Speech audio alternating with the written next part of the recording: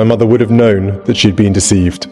She was failed not just by a rogue reporter, but by leaders at the BBC who looked the other way rather than asking the tough questions. Certain members have decided to get into bed with the devil, right? To rehabilitate their image. Yeah. But the moment that rehabilitation comes at the detriment of others, me, other members of my family, then that's where I draw the... What if I told you that just 13 carefully chosen words could shatter a royal family forever? Picture dawn at Buckingham Palace, the marble halls silent, staff moving like ghosts, avoiding eye contact as everyone senses something monumental approaching. Then it drops. Effective immediately, the royal family will no longer engage with Meghan Markle in any capacity. Prince William, long known for his composure, has done the unthinkable. He's severed ties with his brother's wife. But this wasn't a snap decision. It was inevitable, rooted in something far darker than anyone imagined. Like cutting someone once trusted out of your life after one massive betrayal, or 1,000 tiny ones, William reached a chilling conclusion. This wasn't a public squabble, it was a calculated power play years in the making. Through scandals, divorces, leaked tapes, and storms that would cripple any ordinary institution, the monarchy survived. Yet nothing fractured it like the Meghan era, where Hollywood glamour and podcast drama repeatedly overshadowed the institution and reopened wounds the royal family had been trying to heal. According to a palace insider present that morning, William had tried to handle the situation quietly, attempted to reason with Harry, but their final conversation, one allegedly recorded, ended badly. When William finally gave the order, release at the palace fell silent. Within minutes, the statement was public. Within an hour, the internet exploded. Within a day, the monarchy split into warring camps. The announcement wasn't just about Meghan, it was about control. William had watched the royal narrative slip away as scandals became clickbait and every event turned into comparisons. A classified security dossier reportedly detailed protocol breaches, leaks, and narrative manipulation, and a tense meeting with King Charles and Catherine days earlier ended with William saying, "We can't let sentiment destroy the throne." Releasing the statement just before dawn London time gave the palace a strategic 6-hour lead over Meghan's team, proof of William's calculated approach. Insiders described him as eerily calm, as if he'd already mourned the relationship. But the decision came at a cost.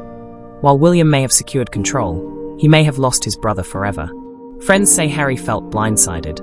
Others say he knew something was coming, but hoped William would soften it, only to realize too late that there was no going back. Did I end this dramatic account?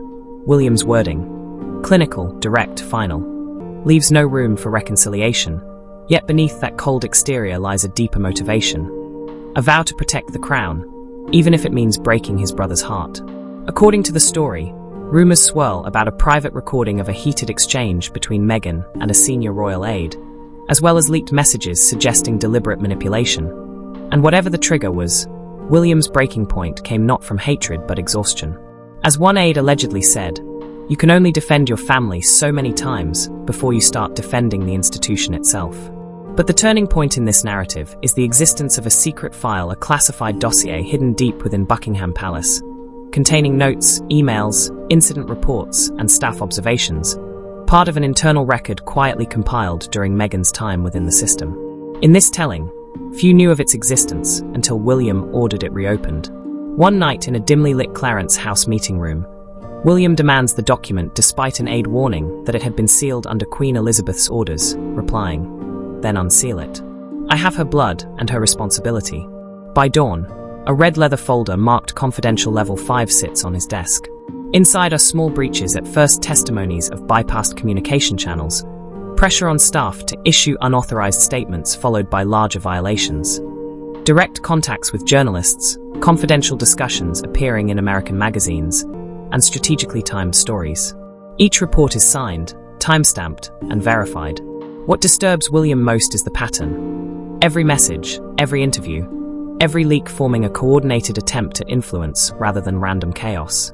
Buried deepest is a psychological impact assessment from Palace HR describing emotional distress among staff, intimidation, and an atmosphere of manipulation and volatility, supplemented by anonymous testimonies using devastating language, claims of gaslighting, confusion, and cultural criticism, painting a picture that makes William's final decision feel inevitable within this fictional narrative, Did I end this fictional narrative? Staff testimonies describing Meghan as someone who cried publicly but screamed behind closed doors hardened William's expression not with anger but sorrow, because for years he had defended her, insisting she only needed time and support. Yet now the evidence before him suggested what the world framed as racism or resistance to modernity might instead be manipulation cloaked in grievance. The most devastating moment came when he reached Catherine's private notes, an envelope tucked near the back of the file, filled with handwritten reflections, describing how isolated and undermined she had felt, even gaslit, observing that Meghan's warmth seemed strategic and that Harry's loyalty appeared tested daily, with Catherine noting how deeply he ached for his brother despite being told that family didn't matter when the world was watching. That line broke something in William, and after closing the folder, he whispered that no one outside those walls should see it, at least not yet. But the existence of the file quickly leaked, sparking explosive headlines about a secret royal dossier that could rewrite history, prompting warnings from Meghan's legal team, even though William had released nothing, his silence becoming both his shield and her greatest fear, since she knew the contents could shatter her public image. Fingers pointed in every direction, her camp blaming the palace blaming her, and insiders whispering about a rogue figure wanting to expose both sides, while William held evidence powerful enough to destroy his sister-in-law, yet imperil the institution he was born to safeguard. The pressure mounted until the moment that forced William's hand. A phone call meant to be brief, a final attempt for two brothers to stop the inevitable. Harry, calling from California with trembling hands, had already heard rumors of a monumental decision brewing, and when he asked, "Will, what's going on?" the long pause that followed told him everything. William finally replied, quiet but firm, "You already know," prompting Harry's desperate plea, "Don't do this, mate. Not like this. We can sort this out," only for William to answer that it was too late, setting in motion the irreversible breaking point between them. I end this fictional account. William's cold declaration, "I've made my decision," shifted Harry's tone instantly from pleading to defensive, as he insisted William couldn't cut Meghan off, arguing she was being punished simply for speaking her mind. But William replied with an icy calm that she hadn't only spoken her own mind, she had been speaking his too, twisting his words to suit her narrative. A statement that landed like a blade and left Harry momentarily silent before he snapped that William was proving Meghan right about how cold the family was, giving her all the ammunition she needed. William, unshaken, countered that what Harry called cold, he called control, refusing to let the institution collapse over one woman's hunger for attention. Harry's voice cracked as he accused William of sounding just like the courtiers, the same people he believed had destroyed their mother, and the hit was so sharp that William's breath caught, his composure slipping as he warned Harry never to compare the situations, insisting their mother never leaked state documents or manipulated a global audience, that she had been hunted while Meghan volunteered. The silence that followed was suffocating, and across the ocean in California, Harry felt something inside him splinter as he whispered, "You think this is about?" before the call teetered on the edge of collapse. Did I end this fictional narrative? When Harry asked if William truly believed this was all about Meghan, William replied in a low, steady voice that it wasn't. This was about Harry, about what he had allowed to happen, about giving her the keys to everything they had once sworn to protect. Harry clenched his jaw and accused William of changing, but William answered softly, "No, you have," a sentence that fell like a hammer between them. In moments like this, two people who once spoke in shorthand and finished each other's sentences suddenly sounded like strangers reading from opposing scripts. Harry finally asked if William remembered what it felt like to be the one whispered about, torn apart by tabloids, warning that eventually they would turn on William too. William said he could handle that, but he could not handle the monarchy being dragged through the mud by its own members. Harry fired back that the monarchy wasn't pure or perfect, that William was just afraid to admit the system was broken, and William's sharp response, "Then why are you still using the titles?" hit Harry like ice water, leaving him silent because any answer would make him look hypocritical. William continued, pointing out the contradictions, wanting out but keeping one foot in, asking for privacy but selling the story, insisting it couldn't go both ways. Harry shouted that William didn't understand, but William replied that he understood perfectly. Harry had chosen Meghan over the family, over the bond they'd shared, over everything their mother had wanted for them. Harry begged him not to bring her into it, but William said she was the reason he was doing this, because she wouldn't have wanted the circus their lives had become. For the first time, Harry had no comeback. Silence stretched so long that, in this fictional account, an aide who overheard claimed it felt as if the ghost of Diana were in the room. Harry finally asked if this was truly final, if William was cutting Meghan off for good, and William confirmed there was no path back. Then Harry said quietly that cutting her off meant cutting him off too, and William's silence served as the answer. Harry's anger collapsed into grief as he admitted he thought William would always have his back, and William replied softly that he had until Harry stopped having theirs. Another long pause followed before William finally said, "Goodbye, Harry," and ended the call not with anger or noise, but by gently setting the phone down and staring ahead in silence. Did I end this fictional narrative? William ended the call and stared at the family crest on a nearby envelope while, across the ocean, Harry stood frozen with the phone still in his hand, staring at his reflection in the glass door until Meghan entered, took one look at his face and asked, "He did it, didn't he?" To which Harry could only nod and whisper, "It's over." She stepped closer, touched his arm, and said, "Then we tell our side." And that was the moment the counteroffensive began. Within 24 hours, details of the call mysteriously leaked to the press, carefully framed to portray William as icy, heartless, and more loyal to image than to blood. Yet the palace issued no denial, because William understood that strategic silence can speak louder than any statement. And so the question lingered. Whom do you believe, the future king protecting an institution, or the exiled prince defending the woman he loves? Meanwhile, Meghan's own counterattack began to form. In Montecito, as soft California light filled the house, she studied the royal statement with icy disbelief while Harry paced beside her, exhausted from hours of pleading with William before realizing the decision was final. Meghan's silence wasn't calm, it simmered with fury, and as she reread phrases like "no longer engage in any capacity" and "consistent disregard for institutional boundaries," she felt them as both insult and dismissal. Within hours, her team assembled, publicists, strategists, and fresh consultants flown in from Los Angeles. The plan wasn't an immediate response, but narrative control. While one advisor warned that silence implied guilt, Meghan countered that silence could look like grace, insisting they let the press attack first, then respond with truth and dignity, though her definition of truth had shifted.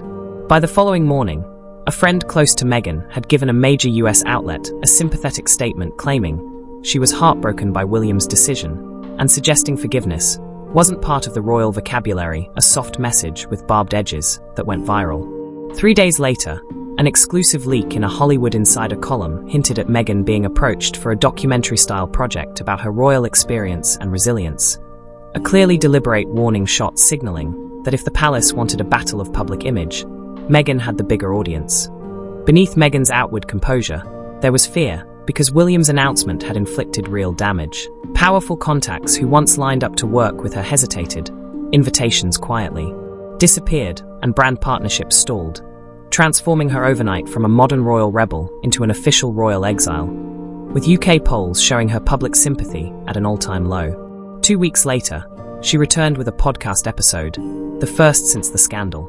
Warm lighting and a calm tone belied the steel beneath her words as she remarked that speaking your truth sometimes means the closest people will silence you first, ending with, "Some people value the image of a crown more than the hearts beneath it." The internet erupted. Supporters hailed her bravery, critics accused her of manipulation, but she had reclaimed the spotlight. Inside Kensington Palace, William listened in silence, aides waiting for a reaction that never came, only noticing the tightness in his jaw. Then came a twist.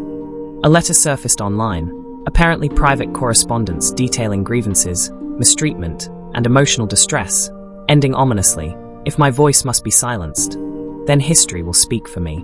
Meghan denied involvement, claiming it was a privacy violation, yet insiders hinted it was her way of reclaiming control. Days later, snippets of a private phone transcript between William and Harry appeared in US outlets, including the line, "You force my hand, Harry. I have to protect the crown, even if it means losing my brother." The leak set the internet ablaze, raising questions of authenticity, the identity of the recorder, and the leaker, while the palace stayed silent. Privately, insiders claimed William realized someone had been recording him, someone intent on capturing destruction on tape. From that point, all communication with Harry went through lawyers, security tightened, and the monarchy entered lockdown. Meanwhile, the quiet strategist behind William's moves was Catherine, Princess of Wales. To the world, she was the serene figure at charity events, devoted mother, loyal wife. Inside the palace, she was William's anchor, sounding board and strategic weapon, fighting not with words but with timing. Months before the official announcement, as the situation with Meghan had already become unbearable, Catherine had begun quietly orchestrating moves that would shape the outcome of this royal chess match. Every event became a comparison game. Meghan versus Catherine, American spontaneity versus British restraint. Yet Catherine wasn't competing, she was observing, noticing from the start that Meghan's charm, though magnetic, didn't match her actions. The turning point came at a spring luncheon before an official event, when Meghan, leaning in under her breath, said, "You'll see. They love me now, but one day they'll fear me." Catherine's outward composure never faltered, but inside a cold understanding settled. Meghan wasn't there to join the family, she was there to master it. That night, Catherine told William exactly what had been said. At first, he dismissed it, but Catherine insisted, and from that moment, she quietly documented patterns, noting contradictions, demands, and shifting narratives without exaggeration, creating the foundation of the secret file. Behind the scenes, she maintained fragile relationships, reassured staff, and kept morale intact during leaks and tension, quietly rebuilding trust while the palace panicked. When William finally decided to issue the public statement, it was Catherine who gave the nudge, not through pressure, but clarity. Every time you defend her, you give her power. Every time you stay silent, she controls the story. End it, William. For us, for the crown. Hours later, William summoned advisors and drafted the statement. Afterward, Catherine's role deepened. William handled politics, she handled the people, becoming the emotional core, ensuring staff morale, and presenting calm resilience to the public. Her public appearances radiated stability and dignity, contrasting sharply with Meghan's defiant media campaign, slowly shifting public sympathy back to William and Catherine, a lesson Catherine learned from the late Queen herself. Yet behind closed doors, Catherine carried immense weight, staying up late analysing coverage, strategizing moves, and remaining composed despite exhaustion. Meanwhile, Meghan struck back with podcasts, letters, and leaks, reclaiming attention and challenging the monarchy in ways calculated to provoke both public debate and internal panic. Public opinion splintered. One side saw William as steadfastly protecting the crown, the other as cold and heartless, echoing Meghan's warnings. Questions lingered. Who leaked the secret file? Who recorded the devastating phone call? And what more might be hidden? The human toll was stark. Two brothers divided across oceans, a family fractured, and staff traumatized. The monarchy itself balanced sentiment against survival, tradition against modernity, navigating a crisis that redefined its public perception. Nobody was entirely right or wrong. Meghan sought to modernize, William to protect both family and crown, Harry attempted to straddle both worlds, and Catherine silently held everything together. Now the questions remain. Did William make the right decision cutting Meghan off completely? Or did he validate her portrayal of a cold, heartless royal family? Was Meghan justified in fighting back? Or was she undermining the institution that gave her a global platform? Can Harry and William ever reconcile? Or is the divide permanent? The story is far from over, and the choices of those at the heart of this crisis will echo for years, shaping the British monarchy's path forward.